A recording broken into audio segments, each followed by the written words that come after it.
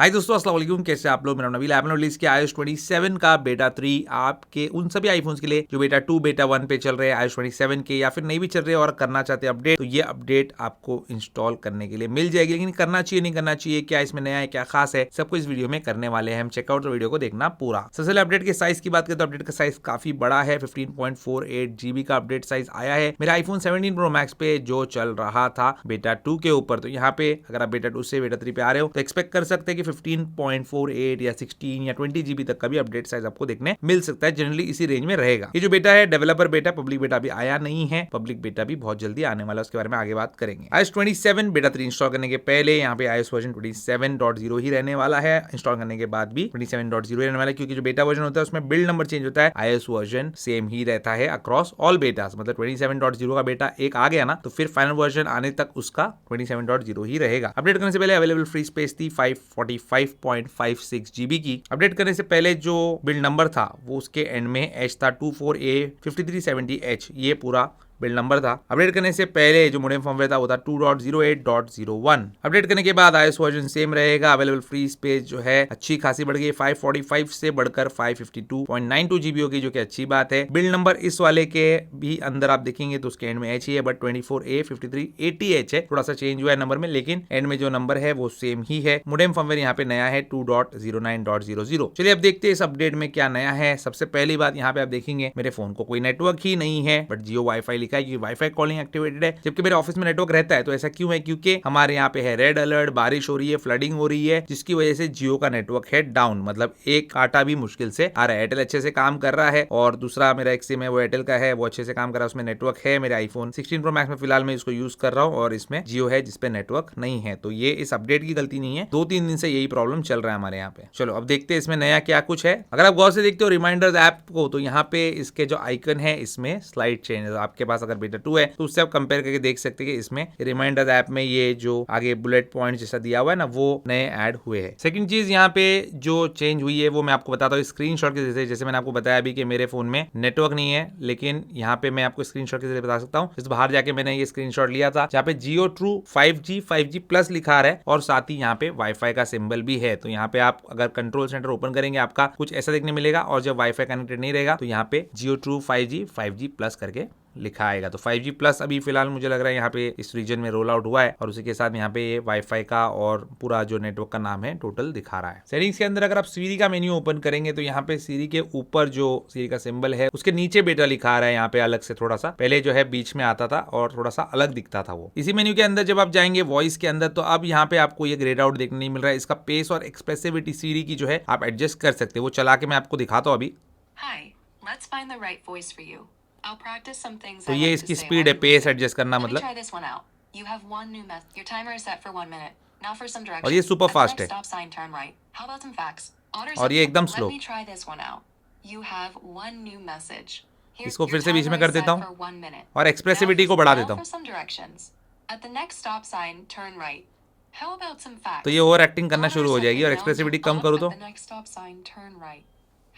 हाँ, तो इसकी नाटक अभी यहाँ पे थोड़ा सा कम हो गया, जो इसकी ओवर एक्टिंग है वो कम हो गई। तो जैसा आपको रिस्पॉन्स चाहिए उसका, आपको चाहिए कि बहुत एक्सप्रेसिव हो, ऐसा वैसा करके बताए, एक्सप्रेसिविटी बढ़ा दो। अगर आपको लगे कि वो थोड़ा सा नौटंकी कम करे तो कम कर दो, स्पीड उसकी बढ़ाना है कम करना है वो आप अपने हिसाब से एडजस्ट आप कर सकते हैं। वो ग्रेड आउट नहीं है। एक और नया फीचर आपको बताता हूँ मैं। अब ये फीचर भी हो सकता है, बग भी हो सकता है, ठीक है। कोई भी वॉलपेपर आपका सेट है और कोई भी एप्पल का जो ऐप है खुद का ऐप, वो आप ओपन कर लो। जैसे मैंने यहाँ पे ऐप स्टोर का जो है ऐप ओपन कर लिया और यहाँ पे मैं इस तरीके से पुल डाउन करता हूँ, तो देखेंगे ये वॉलपेपर किस तरीके से जो है ऐप स्टोर के साथ मर्ज हो रहा है। तो ये फीचर है या फिर ये थोड़ा इसका बगी नेचर है, अभी कहा नहीं जा सकता। आई होप कि इसको एप्पल जो है क्लैरिफाई करे या फिर इसको और अच्छे से इंप्लीमेंट करे। देखो यहाँ पे आपको दिख रहा है कि कैसे पीछे ऐप स्टोर और वॉलपेपर मर्ज हो रहे हैं, और छोड़ूंगा तो वॉलपेपर आ रहा है। तो मोस्ट प्रोबेबली ये फीचर ही है, बट डिपेंड करता है कि कौन सा वॉलपेपर आपका सेट है, उसके मुताबिक ये अच्छा या बुरा दिख सकता है। शॉर्टकट्स ऐप के लिए एक जरूरी चेंज यहाँ पे आया है, वो ये है कि जब प्लस आइकन पे आप टैप करेंगे तो डिस्क्राइब शॉर्टकट पे डायरेक्टली जाता है। लेकिन अगर आप सेटिंग में जाएंगे और फिर शॉर्टकट्स की सेटिंग में जाएंगे, ठीक है, यहाँ पे शॉर्टकट्स को तलाश करेंगे सेटिंग्स में, और इसमें जाएंगे तो डिस्क्राइब शॉर्टकट और एडिटर दो ऑप्शन है। तो आपको पुराना जैसे iOS 26 में शॉर्टकट्स होता था, वैसे वैसा चाहिए तो वैसा भी आपको मिल जाएगा। तो यहाँ पे मैंने एडिटर रखा है, मैं प्लस दबाऊंगा तो यहाँ पे जो ट्रेडिशनल था शॉर्टकट्स का मेथड या वे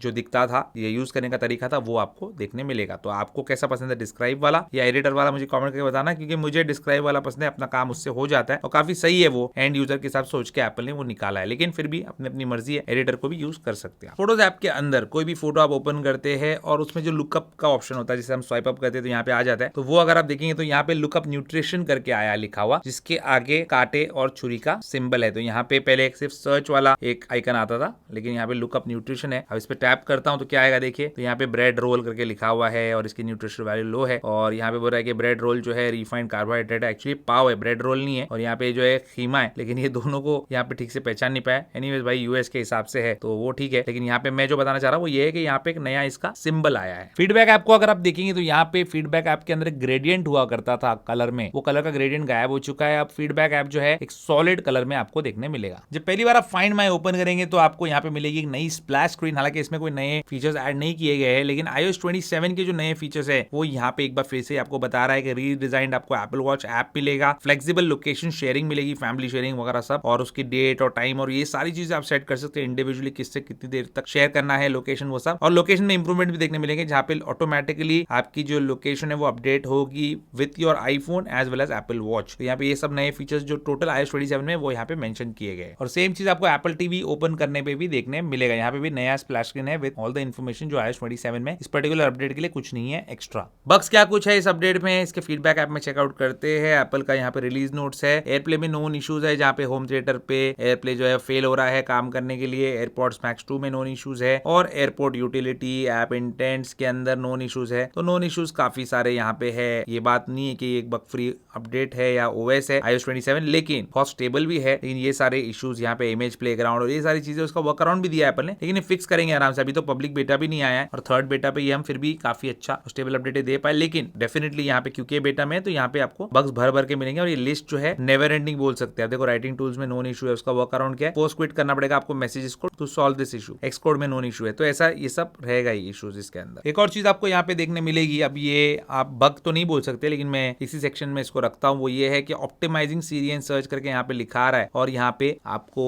ये चीज दिखेगा, पहले इंडेक्सिंग लिखा रहा था, ऑप्टिमाइजिंग सीरी एंड सर्च आपको कंटेंट दिखाई देते रहेगा। तो यहाँ पे इससे आपको फिक्र करने की जरूरत नहीं। यहाँ पे लिखा हुआ भी है कि आपके आईफोन का आराम से यूज कर सकते हैं नॉर्मली, और जब आपका फोन चार्ज होगा और जब भी आपका फोन यूज कर देंगे आप, तो वो ऑप्टिमाइज करते रहेगा और बैकग्राउंड में भी करते रहेगा। तो इसमें कोई दिक्कत वाली बात नहीं है। लेकिन यहाँ पे लर्न मोर पे क्लिक करने पे क्या आता है वो देख लेते हैं। तो यहाँ पे ये पेज जो है ब्रोकन है, इसीलिए मैंने इसको बग्स वाले सेक्शन में रखा, क्योंकि इसके अंदर लर्न मोर में कुछ भी नहीं है। चलो बैटरी हेल्थ देख लेते हैं। बैटरी तो चेकआउट करके आपको बताऊंगा। बैटरी हेल्थ गिरी के नहीं, तो 100% थी अल्हम्दुलिल्लाह, अभी भी 100% है। Cycle count 181। आप कैसे यूज करते फोन को उस पर डिपेंड करता है, लेकिन कभी ना कभी गिरेगी। एक 100 साइकिल्स में अगर 1% बैटरी 2% बैटरी गिर जाती है हेल्थ, तो भी फिक्र करने की बात नहीं है, क्योंकि 1000 साइकिल काउंट्स तक आपकी बैटरी हेल्थ जो है वो 80 पे आने के लिए ही बैटरी आपकी डिजाइन है। तो 1000 साइकिल काउंट जब आप करेंगे, 2-3 साल लगाएंगे या जितने भी, तो आपकी बैटरी उतने साल चलेगी। उसके बाद आप चेंज कर सकते हैं। तो यहाँ पे इतनी फिक्र करने की जरूरत नहीं। बैटरी कैपेसिटी अपडेट की वजह से तो नहीं गिरी है, बहुत अच्छी बात है, मैं खुश हूँ, क्योंकि 26 के अंदर थर्ड बेटा तक तो मेरी बैटरी हेल्थ गिर चुकी थी 16 प्रो मैक्स की। तो यहाँ पे काफी अच्छा ऑप्टिमाइजेशन है। साथ ही यहाँ पे 17 प्रो मैक्स के वेपर चेंबर कूलिंग टेक्नोलॉजी की भी मैं यहाँ पे डेफिनेटली थोड़ा अप्रिशिएट उसको करना चाहता हूँ। बैटरी लाइफ वगैरह मैं आगे आपको थोड़ा दिन यूज करके बताऊंगा। नेटवर्क के बारे में मैं अभी नहीं कह सकता, क्योंकि जैसे मैंने आपको बताया हमारे यहाँ पे फ्लडिंग वगैरह हुआ है, जिसकी वजह से नेटवर्क का इशू है। तो वाईफाई कॉलिंग बहुत अच्छे चल रही है, मोबाइल डेटा और कॉलिंग क्योंकि नेटवर्क इशू है तो चल नहीं रहा है ठीक से। तो बाहर जा रहा हो तो चल रहा है, अदरवाइज अंदर नहीं। और ये सभी फोन के आता है, इस पर्टिकुलर फोन के साथ नहीं, एंड्रॉइड हो या iOS सब में यही प्रॉब्लम है। ये देखो हमारे एक ऑफिस का ही एक फोन है, इसके अंदर जियो का सिम है, यहाँ पे भी देख सकते हैं। ये इन्फिनिक्स का फोन है एंड्रॉइड वाला, इसमें भी कोई नेटवर्क नहीं है। जियो 4G ऐसा दिखा रहा है, वैसे ही जैसे मेरे फोन में जियो वाईफाई दिखा रहा है, लेकिन उसमें भी नेटवर्क नहीं है, इसमें भी नहीं है। कॉलिंग वगैरह हो रही है इसमें, कॉल पे आप बात इस तरीके से जब हमारा नेटवर्क है तब भी कर सकते हैं। मैं आपको कॉल करके दिखाता हूँ। देखो अभी मैंने कॉल लगाया है और मैंने सामने वाले को बोला उठाने के लिए। देखो अभी मेरे ऑफिस में लगाया मैंने कॉल, देखो उठा लिया उसने कॉल। तो यहाँ पे नेटवर्क बिल्कुल भी नहीं है, लेकिन वाईफाई कॉलिंग अच्छे से काम कर रही है। चलो अब स्टोरेज के बारे में बात करें तो आईफोन स्टोरेज में चलते हैं। अबाउट वाला सेक्शन तो आपको दिखाई चुका हूं। सिस्टम डेटा देखो अभी थोड़ा सा नॉर्मल हो गया है, 14.67 GB, जो कि अच्छी बात है, ज्यादा नहीं है 30-40 GB। लेकिन iOS सिस्टम बहुत ज्यादा जो है यहाँ पे जगह घेर रहा है, क्योंकि एप्पल इंटेलिजेंस iOS का जो टोटल मिला जुला के यहाँ पे 40 GB के आसपास है। कम स्टोरेज वाले फोन के अंदर कम ही रहने वाला है, ये इतना नहीं रहेगा। लेकिन फिर भी आजकल जो 256 GB वगैरह लेते मिनिमम, उतना तो बंदे ने लेना ही चाहिए। 128 GB नए जो मॉडर्न आईफोन है उनके हिसाब से तो कम है, इसलिए एप्पल ने अपना बेस स्टोरेज 256 GB तो कर दिया। आप कोशिश करो कभी लेंगे ना फोन, 256 ले रहे हो, थोड़ा सा पैसा अगर डाल के 512 लेते हो तो बेटर है, अगर आपको ये सारी चीजें यूज करनी है और लेटेस्ट आईफोन ले रहे हो तो। अदरवाइज ठीक है, पुराने आईफोन में 256 128 भी ठीक है। ओवरऑल परफॉर्मेंस देखिए दोस्तों अच्छा है, एप्स जो है फटाफट ओपन हो रहे हैं, तो मुझे कोई यहाँ पे इसके अंदर ट्रबल नहीं दिख रहा। ठीक है, अगर थर्ड पार्टी एप्स की बात करूँ, जैसे मैं यहाँ पे फ्लिपकार्ट ओपन करता हूँ तो ये भी फास्ट ही ओपन हो रहा है, कोई प्रॉब्लम नहीं है। एक्स अगर ओपन करूँ देखिए ये भी फास्ट ओपन हो गया, तो यहाँ पे इसमें कोई ट्रबल मुझे लग नहीं रहा है। गर्म फोन ज्यादा हो नहीं रहा है, वैसे भी वेदर थोड़ा सा ठंडा ही है, 25 डिग्री हमारे यहाँ पे, तो कोई यहाँ पे ऐसी कोई दिक्कत वाली बात वैसे लग नहीं रही है। और मैं यहाँ पे अगर आपको Geekbench के स्कोर दिखा दूं तो सबसे पहले सीपीयू का स्कोर देखते हैं। पिछले वाला था 3956 10110 और अभी है 3914 10129, तो उतना ही है, कुछ फर्क नहीं 19-20 का, आगे पीछे चलता है। जीपीयू का स्कोर देखते हैं और ये पिछला था 47,661, अभी है 47,737, तो ये भी 19-20 सेम रेंज में 47,000 प्लस, तो अच्छा ही स्कोर है।